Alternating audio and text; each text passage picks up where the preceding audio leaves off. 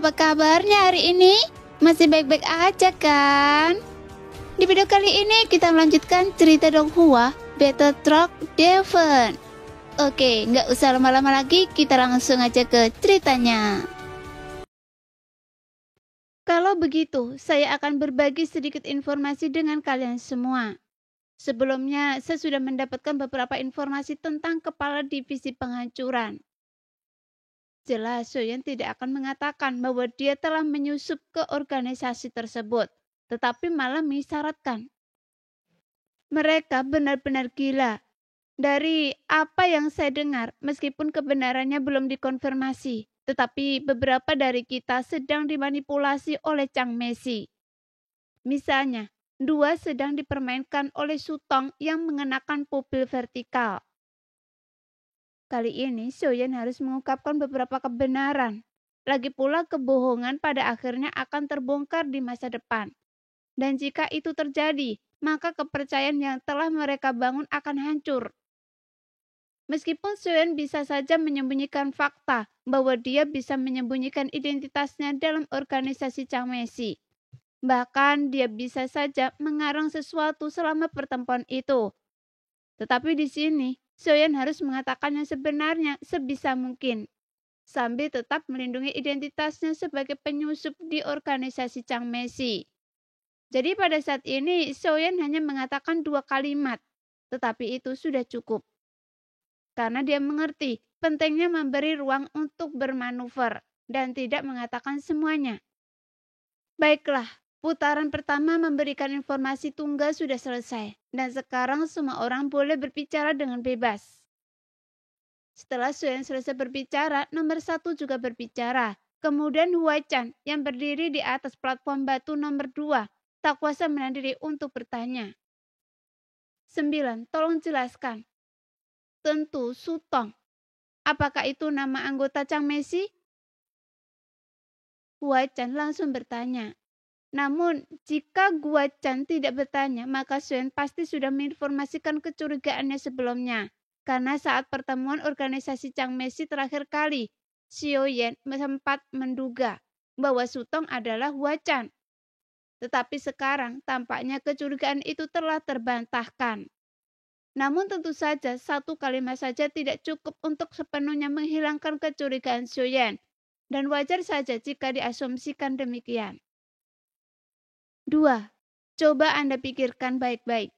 Saat Anda bertemu Chang Messi, bukankah ada pola khusus di topeng mereka?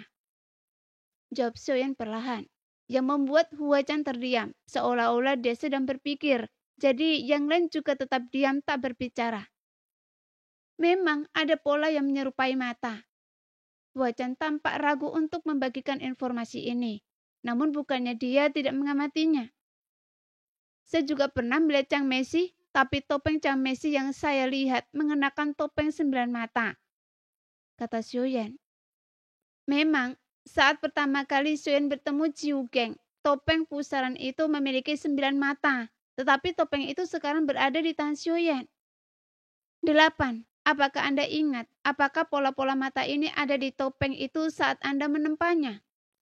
Soyeon kembali mengajukan pertanyaan itu kepada 8. Seolah-olah membenarkan bahwa ia hanya menerima informasi ini. Iya, tapi saya tidak sepenuhnya yakin. Tapi alasan saya yakin benda palsu itu adalah karena saya baru saja melihat Chang Messi saat sedang menempanya. Topengnya memiliki 7 pola seperti mata. 8 segera menjawab dan Soyeon merenung dengan dingin. Karena Chang Messi ini sepertinya tidak muncul begitu saja. Tapi apa fungsi topeng-topeng itu? Dan apa istimewanya jubah hitam mereka? Tanya Soyeon dengan penasaran.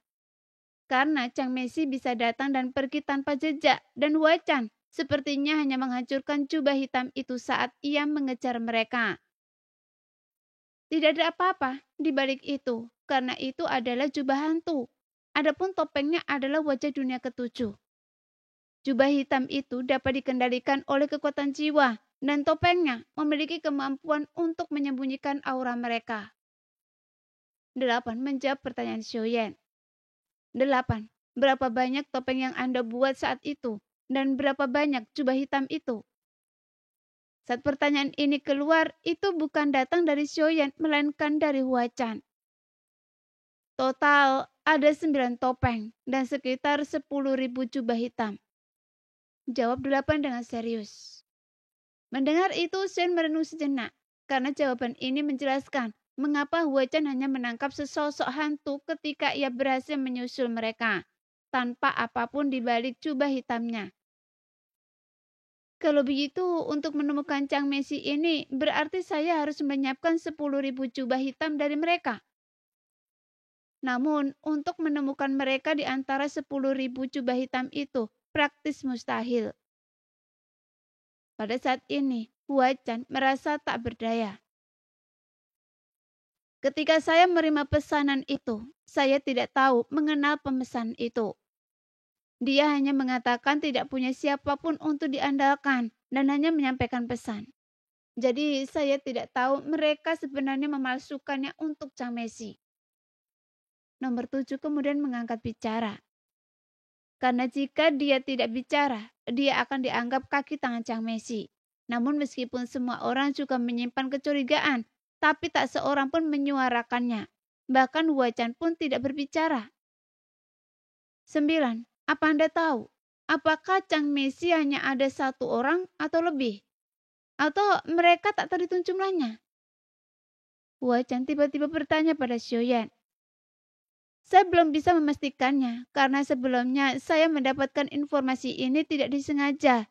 Tapi saya juga bisa mencoba mencari tahu lebih banyak dengan cara saya sendiri. Dan jika saya telah mendapatkan informasi ini, saya akan memberitahu semua orang di pertemuan berikutnya. Jelas Xiaoyan tidak menjawab pertanyaan Huachan secara langsung. Meskipun dia tahu termasuk dirinya, ada 9 orang di pertemuan organisasi Chang Mesi. Adapun alasan mengapa dia tidak bisa menjawabnya sekarang. Jika dia mengungkapkan identitasnya dan bahkan jika dia memberikan penjelasan saat itu, mungkin tak seorang pun akan percaya. Lagi pula membunuh Chang Mesi dan menggantikannya terasa seperti omong kosong. Namun, Xiaoyan juga merasa bahwa para anggota Chang Mesi bukanlah keberadaan misterius, tapi melainkan makhluk kuat yang tersembunyi di dunia lain. Dia mengolok-olok kita. Ye Beijing tiba-tiba berkata saat itu. Meskipun kata-katanya kasar tetapi memang benar, karena juga Xiaoyan tahu bahwa organisasi kepala divisi penghancuran ini hanya ingin mengolok-olok mereka. Apakah benar-benar ada orang yang ingin bersenang-senang seperti ini? Nomor 2 jelas tidak mempercayainya.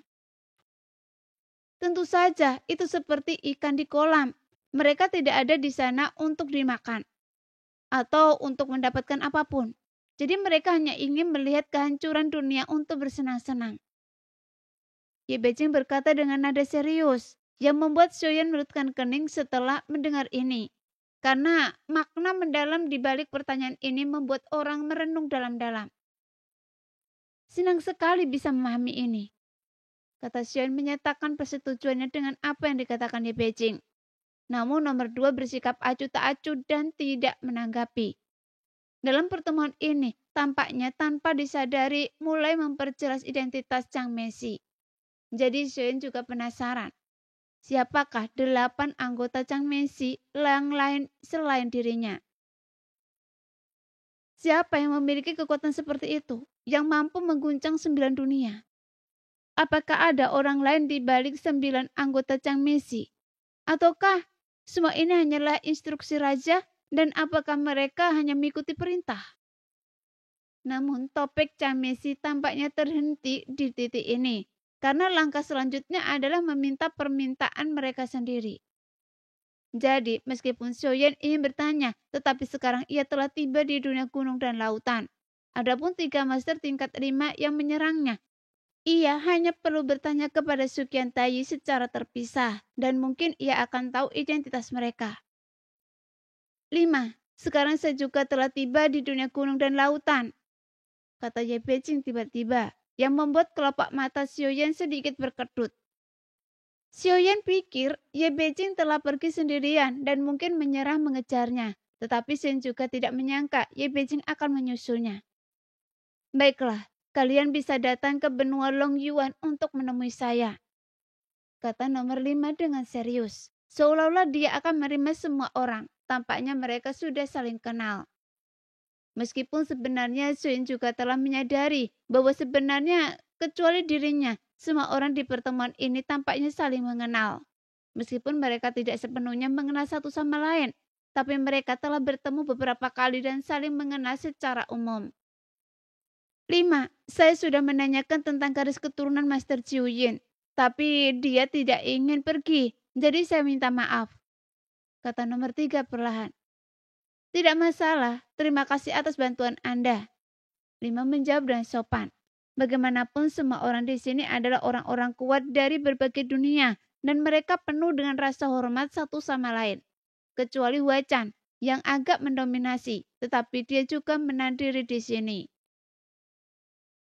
Nah, sekian dulu cerita kali ini. Kita lanjut lain hari ya guys ya.